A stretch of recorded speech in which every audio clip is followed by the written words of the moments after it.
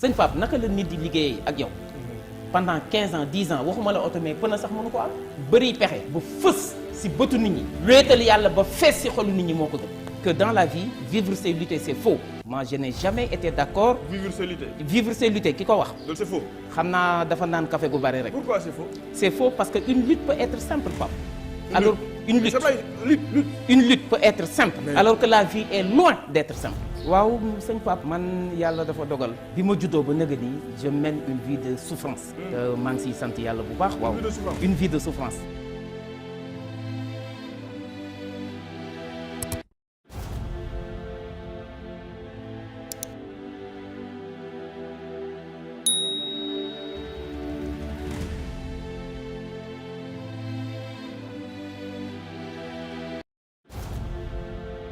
mais nan nga def ak toutes ces difficultés yi nga traversé foofu.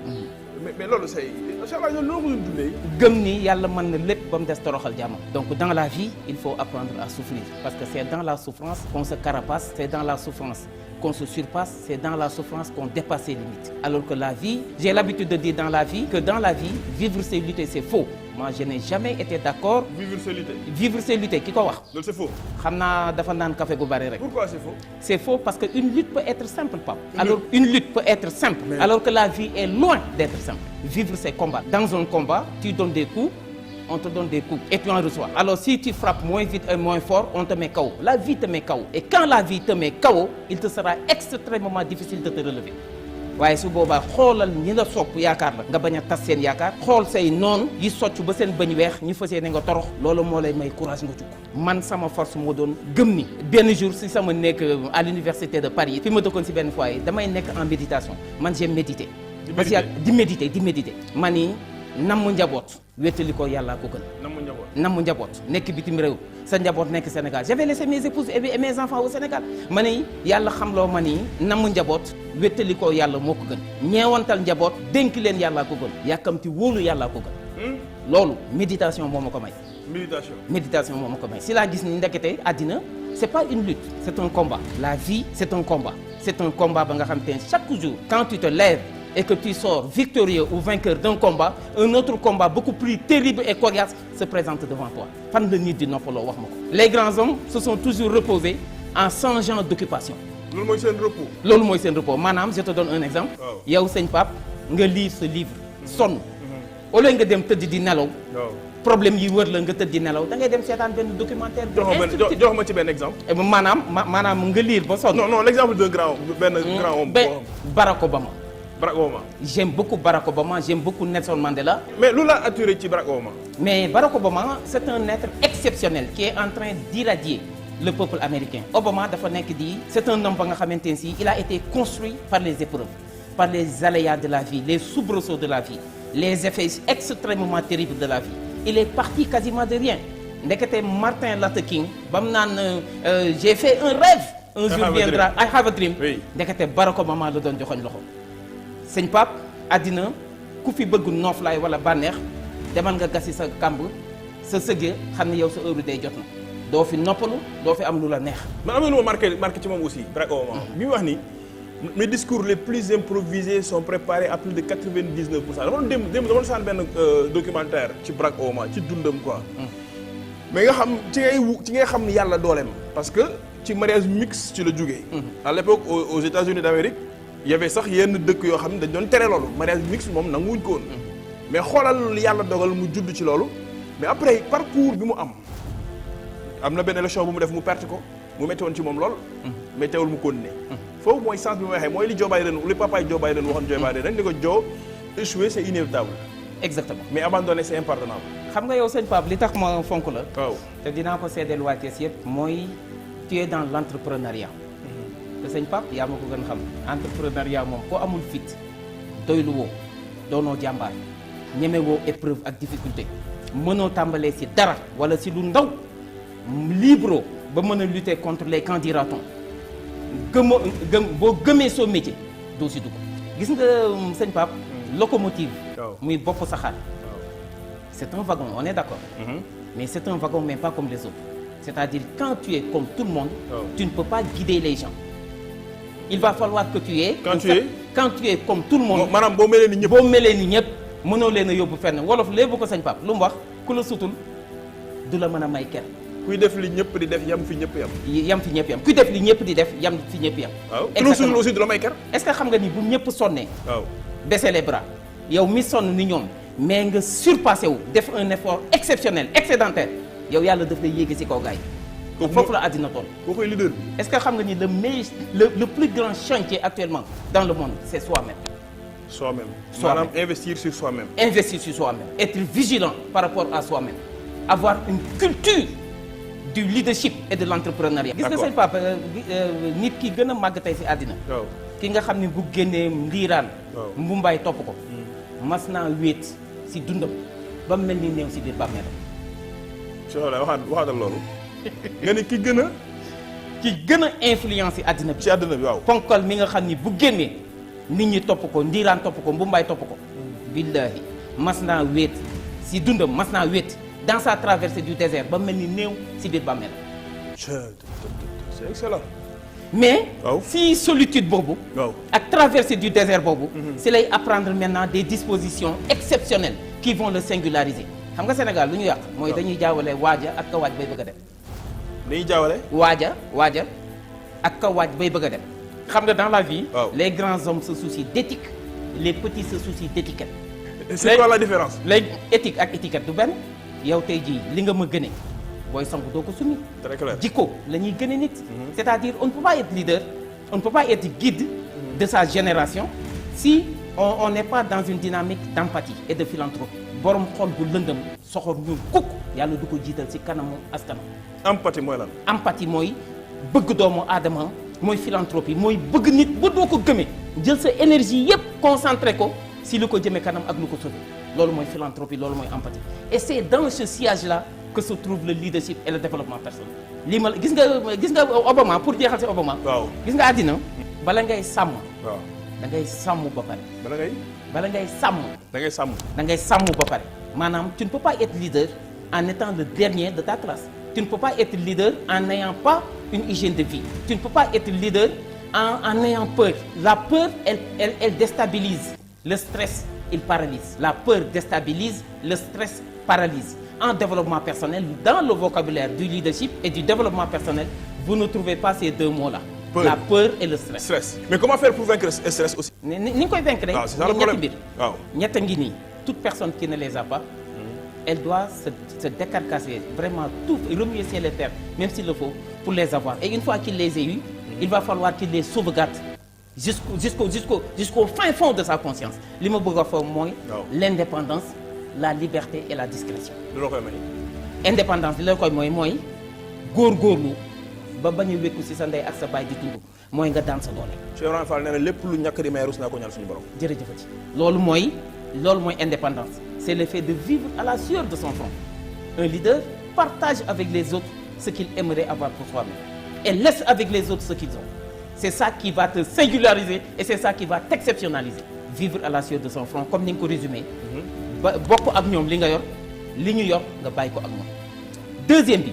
mooy liberté. Indépendance boobu sëñ Pape moo lay yóbbu ci liberté. C'est l'indépendance qui donne la liberté. Sans indépendance, il y a point de liberté. Tu sais, la liberté, c'est quoi? C'est s'appartenir à soi-même. C'est ne pas connaître, s'appartenir à soi-même. C'est-à-dire, dans son cœur, ne pas connaître de stress, ne pas connaître de peur, ne pas connaître de pression. Vous savez que la pression, elle inhibe le potentiel du leader. wax ko ci wolof. maanaam pression day dofloo leader. maanaam leader mooy bopp saxaar wagon la comme wagon yëpp. mais bu yemoon nag ñëpp. du leen mën a yóbbu Ndakaaru gi. léegi nag kooku mooy leader. locomotive mooy leader. locomotive mooy un excellent niveau de développement personnel. Cheikh Abdoulaye nu ñuy reconnaître maanaam nan ngay xool nit rek xam ne kii leader la. ñaari mbir. muy lan nee naa la on peut naître leader. comme on peut apprendre. maanaam mën nañu juddu nekk leader. mën nañu juddu. mais mën nekk leader comme mën nañu gane àddina. di xar sa tànk tubéy si di liggéey si nekk leader loolu c'est possible. Et la majeure partie des grands hommes non seulement ils sont les leaders mais ils ont travaillé. dañ ko liggéey dañ boole ñaari. Finalement la personne n'est plus un fleuve mais c'est un océan te géej xam nga fi mu commencé ak fi mu yem waaye xam nga fi mu commencé mais xamoo fi mu yem. Donc le leadership inné accompagné du leadership construit et vaincu ça donne un océan de leadership. ci wolof. si wolof mooy nit ki da ngay judd nekk kilifa mais ginnaaw bi nga juddoo nekk kilifa parce que kilifteef dafay toppe xoolal mbàkke yi xoolal njigéen yi xoolal sisi yi xoolal maanaam baba yi et cetera. maanaam toutes les familles religieuses du Sénégal. mais ginnaaw bi ñu juddoo nag ADN boobu topp leen. de sur le plan généalogique maanaam doon nañ kilifa yàlla moo leen ko def. ndax kilifa mooy kilifal. kilifal. kilifal. waaw kilifa mooy ki nga xam ni liif moo ko fal liif mooy low mooy jalla jalaahu azza kamal kooku mooy kilifa baat bi boo ko daggee daf lay jox kilifa mooy ki nga xam ni liif moo ko fal kilifal suñu borom moo tax dans la vie le leader doit avoir plusieurs vies là c'est une honte pour une personne d'avoir une seule vie nit war nga jombale sa bopp nekk ci benn biir kese la personne elle doit avoir une vie spirituelle et religieuse une vie sportive une vie professionnelle une vie amicale et sociale une vie professionnelle une vie artistique et etc. loolu nit ku ne war nga ko am. nit ku ne war nga ko am boo jógee ci vie bii rek plongé ci beneen par exemple moom wax la yow par exemple boo jógee fii boo jógee prestige yi nga xam ne fi la yàlla suñu borom affecté mais di nga génn jaar sa ay kër xarit mais laa gisoo ak ñoom dimanche nga dem jouer ndoo ak ñoom carte ànd ak ñoom gore dem football yi et cetera donc tu es sorti de la vie professionnelle et tu rentres dans la vie amicale et sociale guddi xaaju guddi la ñuy jël ay vitamines il est temps que les Africains s'approprient leur réalité culturelle et leurs références culturelles on a les meilleurs héros partout dans le monde suñu Serigne Touba mii suñu maam El Hadj Malick mii Tafsir Ahmad Baro Ndiéguène mii maam Limamou Laye sëñ Amady Ndak Seck kan moo leen am. kenn amu leen mais est-ce que ñu ngi bénéficier wu si seen héritage comme ni ñu si war a bénéficier wu la réponse est négative je suis désolé. qu'est-ce qu'on en fait ku si nekk fa nga nekk yaa ngi ko xatal bëggoo kenn ñëw yaa ngi dégg jël nit ñi yamale seen dund ak projet de société yi ñu indi yamale ko si ay manifestations c'est pas ça. C'est très clair. Donc il nous faut changer de comportement. Le véritable modèle de développement, il est endogène. Et il est construit dans les réalités socioculturelles du milieu. Sëñ Pape tey waxtaan bi dafa doy kéemaan. looloo la boole ak góor gi. looloo ma boole ak góor gi ba noppi muy sama lépp. bu daan dem conférence. Cheikh Abdoulaye Dieye. Cheikh Abdoulaye Dieye bu daan dem conférence sëñ Pape. fu mu mënti doon ci àddina bi je parle sous le contrôle de ses enfants et de ses petits-enfants. wallahi al azim thème bi da ko daan jël woo ma ba ma ñëw mu ne ma Ablaye thème baa ngi noonu demal xalaatal ma su ma ñëwee defal ko restitution mu ne ma li nga ma si wax doy na ma sëkk bu demee sa conférence ba loolu lay wax. Cheikh Abdoulaye Dieye. Cheikh Abdoulaye Dieye bi. moo la wóole woon noonu nii. moo ma wax na ma loo xam ne du ma ko wax si tel billahi wal kitaabi wax na ma loo xam ne du ma ko wax si tel parce que nag du lépp la ñuy wax. le développement personnel. le développement personnel xam nga da nga ma posé question bu am solo. waaw nee nga ma comment entreprendre. waaw. suñu pap ku amul fit. waaw. amul fulla. waaw. amul fayda. waaw. gëmul xam-xam. mënul partir de zéro ou de rien. waaw. maanaam amul le goût de l'audace. waaw. amul le sens du risque. mënul entreprendre. yëpp ko amul mënul entreprendre. mënoo entreprendre. entreprendre ça commence par apprendre. par sëñ Pape.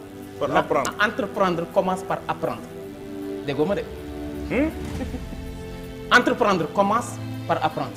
Si tu n'apprends pas, si tu n'es pas adepte du savoir, si tu n'es pas adepte du savoir entrepreneurial, tu ne peux pas être un bon entrepreneur. Si tu n'es pas libre, si tu n'es pas ouvert, si tu n'as pas un sens humain et relationnel à se développer, si tu n'aimes pas le travail en équipe, si tu n'es pas ouvert, si tu n'as pas le sens de l'écoute, si tu n'es pas empathique et philanthrope, tu ne peux pas apprendre. mais loolu la yàlla waxoon yonent bi sax law kunta fazzan alizan qalbi lan faddu min hawlik. boo doon tëju wala nga sévère wala ngay ñàngal sa kanam gars yi duñ ñëw. loolu la ko ils se seront détournés de toi. ils se seront détournés de toi. njiit. wallahi al azim nee naa la sànq Sénégal dañuy jaawale waaja ak ka waaj bay bëgg a dem. yow tey jii dem nga màkk ñëw nga man musuma dem màkk du ñu bett man chaque année ma waaj gunge gars yi ba angaar ba. dëgg la de. gunge gars yi ba angaar ba sëñ bi ñëw. waaw mënumaa yóbbu kenn màkk. mais yow mi dem demaat ñëw dem 19 fois. waaw mais sëñ bi ku la neex yóbbu ko màkk ku ànd ak yow màkk du réer du jaaxle. kon bu ñu jaawalee waaja ak ka waaj bay bëgg a dem waaja mooy le leader waaja mooy l'entrepreneur. Entreprendre ça commence par apprendre. quand tu maanaam boo amul fit. est-ce que xam nga ni sama wéjuru jigéen tey. bis bu liggéeyoon sama kër baay sonn fa lool. te man aw ma fit sëñ Pape liggéey ba du ma si jot. ah gars yi dañ naan seen ndey liggéey na ko seen ndey liggéey mais ça ne suffit pas. loolu dayul. kuddu gii tax nga jot si mais mooy fit. lu tax leader war a am. Pape man bi ma yàlla dimbali na bi ma ganee àddina ba nëgë ni li ma jotoo am ak as néew donte amaguma dara j'en suis à mes débuts. wala yàlla seetlu na ko ak yonent bi sallallahu alayhi wasallam. mais bëri na lu ma réaliser fit moo ma ko may. fit man boo génnee woon gaynde si mbedd mi ñeme naa ko ruuf. man fit moo lay may loolu. man Ablaye Dieye fit il faut nga am fit. entreprendre sëñ Pape ça commence par apprendre. àddina noonu la vie d'un homme d'un grand homme elle est saccadée par un ensemble d'épreuves. parce que Imam Ghazali def ni plus le but est noble et élevé nombreuses en sont les étapes et les obstacles difficiles. nit ki kéem la nga bëgg. waaw na mu amee maanaa. waaw te am solo te baax te rëy. jaar-jaar ya noonu lay bare jafe-jafe yi métti lool. y a pas un saint peureux. y a pas un saint envahi par le stress. y a pas un saint qui ne contienne pas la pression. yàlla du yónni yambar. wala yi. wallahi al azim tapet amu fa. seen kuréel tapet amu fa. est-ce que xam nga ni yàlla musul yónni am yambar wala ko ragal. entreprendre ça commence par l'acquisition de la connaissance. entreprendre c'est apprendre. Dans le passé pour être riche et respecté qu'est-ce qu'il fallait?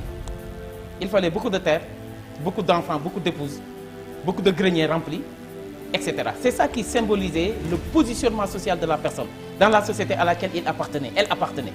loolu moo doon mandargaal dayooy doomu aadama. en ce 21e siècle. loolu wonni na. wax la lu xew léegi. xam-xam. Le savoir donne l'avoir, l'avoir nous mène au pouvoir. Le savoir donne l'avoir, l'avoir nous mène au pouvoir. Je te donne un exemple. Youssou Ndour. Savoir artistique, super étoile. Beaucoup de concerts. Participation à de grands événements. Avoir beaucoup de milliards. L'industrie du futur. IGFM, King FM, RFM, etc. Mais c'est ces milliards-là, fekkee ma si boole. dëgg la de. léegi nag xam-xam moo xew. waaw xam-xam moo xew sëñ Pape. te demain ça a commencé il faut des réseaux. il faut appartenir à des réseaux utiles. te on est en phase transitoire mu ngi mel ni nga jógee fii bëgg a dem fii il faut nga yéeg fii lañ toll. maanaam il faut et le savoir et des réseaux. da ngay am xam-xam ba noppi bokk ci ay kuréel yu am maanaa yu am fayda. maanaam fañ jëm ko amul xam-xam bokkoo. ku amul xam-xam wala xamuñu la bokkoo. ñaar yooyu. Dans la société dans laquelle nous évoluons aujourd'hui en ce 21e siècle celui qui n'a pas le savoir celui qui n'a pas des réseaux qui n'appartient pas à des réseaux utiles mais xamuñu la doo compter tu es un sous-homme un sous-individu. xam-xam am na solo. xam-xam mooy lépp xam-xam mooy tabax àddina. moom la arab bi waxoon ni xam-xam ay fekk ku kenn tegul fenn mu yëkkati ko ba ca kaw. Seydi Hadji Malick wax na ko. réer fekk ku ñëpp tegoon ca kaw moo ci ko ba ci suuf. sa maam Alaaji Ahmad Baro Njegéen bi mu jógee Saalum ñëw Thiès dani damay wuti loo xam ni su ma si nee niig sama loxo àddina dina defaru yomal xiyaam dina defaru ñu ni ko loolu lan la Njegéen mu ni mooy xam-xam. ah maa la ko wax. maam Alaaji. maam Alaaji Ahmad Baro Njegéen. mooy jur maam Alaaji moo waxoon loolu. damay wuti loo xam ni damay gàddaay dafa gàddaay. waaw dans des conditions extrêmement difficiles. ni maa ngi dem. bàyyi ndey bàyyi nguur bàyyi bàyyi mbokk bàyyi alal bàyyi suuf bàyyi nguur daal di jaar fi mu jaar ba ni mu accès Tëngéej def fa 20 ans mais destination finale la mooy Kër Mamelage ñu ne ko looy wuti mu ni nit da ngay xam li ngay dundee damay gàddaay wuti loo xam ni bu ma si tegee sama loxo addina dina defaru yomal xiyaam dina defaru ñu ne ko loolu la lan Njegéen Mamas mu ni mooy xam-xam. gis nga sëñ Pape. bâtiment bii ñu nekk nii. bu piliers yi dëgërul woon poto yi. ak fondation bi est-ce que dina fi mën a nekk. loolu mooy xam-xam moo téye àddina. le bâtiment de ce bas monde est construit sur les piliers de la science et du savoir. te demain on est en phase transitoire il faut appartenir à des réseaux. yenn saa yi dossier di nelaw des fois tu as un dossier que tu dois traiter. qui dort dans le bureau d'une personne. qui a fait là-bas des années des mois etc. mais c'est un coup de fil d'une relation qui réveille le dossier là. et il est traité en urgence en catimini. donc je lance un appel à la jeunesse. amul taw bu dul sewet amul guddi gu bëddul set c'est pas amul taw bu dul sewet taw lu mu fort ak lu mu yàgg ak lu mu daaneel ay tabax si tekk lay mujj guddi loo fanaanoo xiif fanaanoo feebar fanaanoo wàccu fanaanee mar bët dina ma sa set kon rikki waay bu robinet bi tëjee bu naan potit ndax robinet dina ubbiwaat nit da ngay tàmm am sa ngërëmal baay am sa ngërëmal yaay bayre mooy baay bu ree il faut la formation mooy xam-xam après la formation mais c'est la après la formation, c'est le fait d'aller chercher les papiers idoines. C'est la formalisation, les 3 F. Formation, formalisation, financement. Pour entreprendre, il faut les 3 F. La formation, la formalisation et le financement. Formation mooy lan ci wolof. Formation mooy tàggatu am xam-xam bi ñu doon wax fan. Mais tu ne peux pas être entrepreneur si tu n'as rien dans la tête. Il faut avoir une tête bien faite pour entreprendre. C'est ça la formation. C'est-à-dire, et dans la formation, ben, c'est un apprentissage. Aussi bien des connaissances établies de manière rationnelle, mais l'apprentissage de la vie. Il faut allier savoir-faire et savoir-être. Je marche sur la jambe du savoir-faire et sur l'autre jambe, c'est la jambe du savoir-être. Savoir-faire ci wolof. Savoir-faire mooy man-man mooy xarañte mooy xam-xam. Savoir-être mooy jikko ju rafet. Mais sëñ bi lu ne nit dina ko toroxaale ba mu des ñaari biir. jikko ju baax ak xam-xam. lu ne nit mën nañoo boole nit ak lu mu am. toroxal ko ba mu des ñaari mbir. jikko ju rafet kenn du ko am di torox xam métier kenn du ko am di torox. métier kenn du ko am di torox donc après avoir acquis la connaissance. Après m'être formalisé, après avoir trouvé de bons financements, maintenant le sens de l'audace, le culte de l'innovation, la culture de la qualité, le sens du travail bien fait. yaa ngi dégg la motivation optimale des RH. Parce que quand une personne n'est pas motivée, elle ne fait que émerger. Elle ne se surpasse pas, elle ne dépasse pas ses limites. Elle est là que pour émerger, pour qu'on n'ait pas d'excuses pour ne pas lui donner son salaire. Quand la ressource humaine n'est pas motivée, elle fait semblant de travailler, mais elle ne travaille pas en réalité. C'est-à-dire, lorsqu'elle quittait son domicile au petit matin, elle a ouvert son réfrigérateur, y a placé son cœur. Elle est venue vide à l'entreprise. Mais quand la personne elle est motivée, elle vient à l'entreprise avec son cœur, elle est entière, elle sourit, elle plaisante, elle partage ses connaissances. Nan nga koy motiver? Nan nga koy motiver de 2 manières. Une motivation d'abord symbolique et une motivation financière. Sëñ Pape njiit ña nga jiite gënoo leen ëppoo leen xam-xam manoo leen say maam gënul seeni maam gënoo faa yeewu gënoo faa baax gënoo faa yaru ëppoo fa xam-xam yàlla daf ni la cas si biir gaañ yi teg la si seen kanam rek waaye séddal sa borom si ñi nga jiite. Et je parle de manière générale. Je parle du chef d'entreprise. Kon descends à la base. Ne cherche pas un escalier dérobé. Ne cherche pas, je ne sais pas, à exprimer une certaine hauteur qui n'est pas méritée. Tu ne dois pas te placer au-dessus des gens. Reste simple et courtois, comme l'a dit M. Keba Mbaye dans sa célèbre lettre destinée à Abdoul. Et c'est ça la motivation symbolique. Mooy yëgal nit ñi yëg li ñuy yëg te di taxaw ci seeni soxla. Mooy motivation symbolique. Mooy motivation symbolique. Maanaam yow nit ñi yëg leen. Cette motivation symbolique là, elle est extrêmement importante. wax la lu wolof wax koo yëg koo teral tëral ko koo toroxal toxal ko koo teral tëral ko koo toroxal toxal ko. Dafa mel ni Mandela yoroon na jikko jooju. Mais bien sûr Nelson Mandela est-ce que xam nga ni mësul interrompre nit kuy wax ak moom. ah Nelson Mandela. waaw man j'étudie la vie des grands hommes man li ma yor ci ay téere qui traite de la vie des grands hommes xaw ma sax nu mu toll. Nelson Mandela il n'a jamais interrompu quelqu'un qui lui parle. Quand tu t'adressais à Nelson Mandela il avait un sens de l'écoute extrêmement développé. Sens de l'écoute lu am sens solo de l'écoute lu am solo la. Est-ce que xam nga ni Pape on n'interrompt pas une personne qui parle. ah maanaam nit ki ñëw di wax ak yow. nga di ko dof rek ko koy def. maa la ko wax parce que yaa ngi koy wan ni li ngay wax maa la ko gën a xam wala maa la gën a muus gëm sa bopp. c'est ça xam nga àddina bi. ñun on n'a pas besoin d'aller boire ailleurs.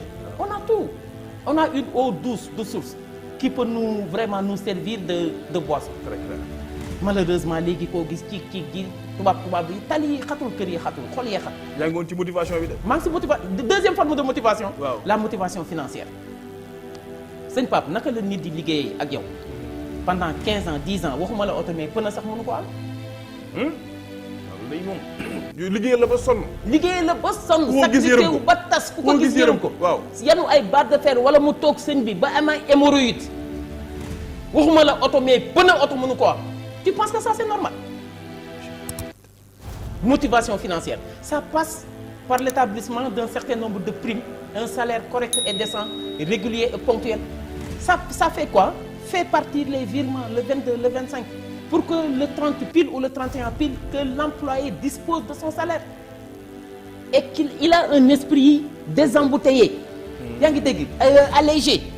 il va entamer un nouvel mois avec un nouvel état d'esprit. xel mu dalay liggéey. xel mu dal mooy liggéey sëñ bi mais il y a des gens qui ne payent pas qui ne motivent pas mais qui entretiennent la personne pour qu'elle ne meure pas. docteur yaa ngi wax lu yéem. dëgg la de. gars yi dañuy calculer say charges yi ba xam ni yow. sëñ bi 250 000 nga soxla si maanaam si mois bi bu ñu calculer sa lépp. dañ lay kii ba xam sa lépp ni ñu muy 250 000 ñu tegal la sa benn 5 000 boo def weccet. fay la 255 000. mais on te promeut pas on t'entretient on te motive pas on ne fait que t'entretenir pour que tu ne meurs pas. C'est la raison pour laquelle il s'est établi ce qu'on appelle le burn-out, le turnover. yaa ngi dégg le nomadisme professionnel. Les gens ils te disent chef j'ai un deuil j'ai un décès c'est pas vrai c'est pour aller répondre à un entretien d'embauche. Très clair. xam nga communication elle est extrêmement importante. Sans la communication il y a aucune performance il y a aucune cohésion il y a aucune implication. Est-ce que tu sais que Pape les deux guerres mondiales on a déployé toute l'artillerie militaire internationale mais les deux guerres n'ont pas pris fin. C'est au moment où les acteurs les belligérants se sont décidés d'aller se retrouver autour d'une table. La table de communication, la table de dialogue, la table de négociation. Ils se sont regardés les yeux dans les yeux, ils se sont dit mais qu'est-ce que nous nous sommes fait en réalité? La réponse était négative. bay xeexante suñu biir lu ñu xew bay rayante nii bay destruire. mooy guerre mondiale yow. très bien guerre mondiale nga xam ne benn soldat bu jógee France dajeeg benn soldat bu jógee Angleterre nga xam ne xamante wuñu musuñu tase kenn musul def sa morom dara directement personnellement daje rek boum qu'est-ce que nous nous sommes fait en réalité? La réponse était négative rien du tout. N'est-il pas venu le moment d'aller s'asseoir autour d'une table? La réponse était affirmative oui. Ils se sont installés autour d'une table ils se sont parlé ils se sont écoutés ils se sont entendus ils se sont compris ils se sont pardonnés ils se sont excusés ils se sont serrés la main ils sont passés à de meilleurs sentiments. ginnaaw communication. ginnaaw communication. wa shaawirhum fil amr. Est-ce que xam nga ni dans nos maisons là on ne communique quasiment plus yow mën nga compter ñaata yoon ngay wax ak sa doom ci bis bi. wallahi alazim da ngay nekk sa soxna ngeen toog ci benn canapé. kii nekk Chine kii nekk États-Unis da ngeen bokk benn canapé. L'importance de la communication. L'importance de la communication am naa sama benn xarit boo xam ne 21h day réquisitionner tous les téléphones portables de la maison teg ko ci kaw télé bi woo gars yi ni leen ñëw leen ñu toog waxtaan suñu biir. maa la ko wax. La communication elle est nourricière elle est vitale elle est fondamentale elle est extrêmement importante et il y a 3 types de communication dans une entreprise. La communication interne, la communication externe et la communication hybride. Communication interne, c'est le recrutement. C'est la formation, c'est l'information, c'est l'implication, c'est la négociation, c'est l'intégration, c'est la rémunération, c'est la motivation, c'est le partage de l'information. Parce que dans une entreprise où ça ne communique pas, les cœurs et les esprits étouffent. Parce que la nature a horreur du vide. maanaam wax ko ci wolof. maanaam entreprise boo xamante ne si duñu diisoo di waxtaan ak yooyu diisoo di waxtaan duñu nangam. waaw mais ku nekk da ngay créer sa information bopp te ba noppi climat bi day étouffé. mais Cheikh Ablaye xanaa loolu doxoon yàlla wax yonent bi ni ko waa shaawirhum fil amr del diisoo day diisoo ak gars yi. yàlla yonent bi la ko wax moom. mais ci gën ñëpp Seydina Omar bu ko Rasulullah sallallahu alayhi wa sallam waxaan danaan ko ndax lii si yow la jóge wala si yàlla la jóge bu nee si yàlla mu ni indiscutable maanaam mënuñu ko discuter. mu ne ko ci man. si man mu ni ko am naa si xalaat. maanaam diisoo. chef d'entreprise boo ko wax sëñ boo def naa ñu dàqal